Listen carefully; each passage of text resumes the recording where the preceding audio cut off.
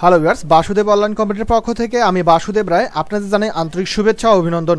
বরাবর নেয় আজকে আমি নতুন একটি ভিডিও নিয়ে আপনাদের সামনে হাজির হয়েছি। আপনারা যারা কম্পিউটার দোকানে কাজ করেন বা প্রিন্ট রিলেটেড কাজ করে থাকেন তাদের জন্য আজকের এই ভিডিওটি খুবই গুরুত্বপূর্ণ হতে চলেছে।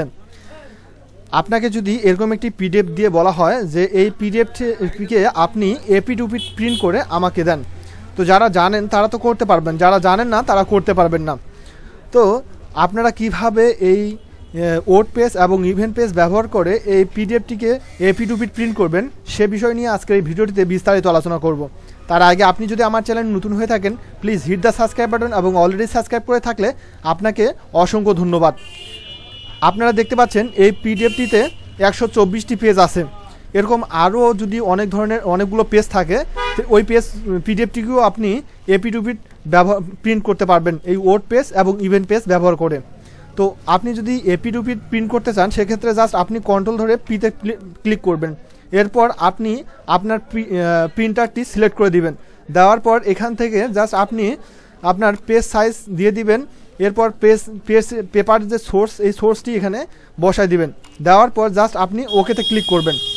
এরপর যেটা করবেন সেটা হচ্ছে যে ওয়ার্ড পেজ এবং ইভেন্ট পেজ, এই ওয়ার্ড পেজ এবং ইভেন্ট পেজ ব্যবহার করেই কিন্তু আপনাকে এই পিডিএফটিকে এপি টু পি প্রিন্ট করতে হবে।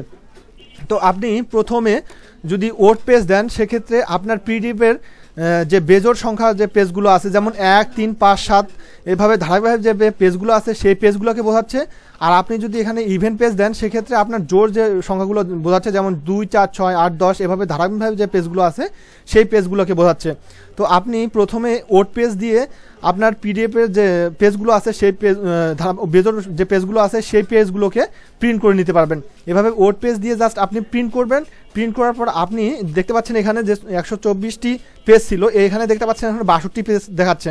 তো এই 62টা পেজ প্রিন্ট করে নেওয়ার পর এই পেজগুলোকে আপনি আবার উল্টে প্রিন্টারে দিবেন। দেওয়ার পর আপনি পরবর্তীতে কী করবেন, আবার প্রিন্টার সিলেকশন করে দিবেন, আবার একইভাবে আপনার পেজ সিলেক্ট করে দেবেন।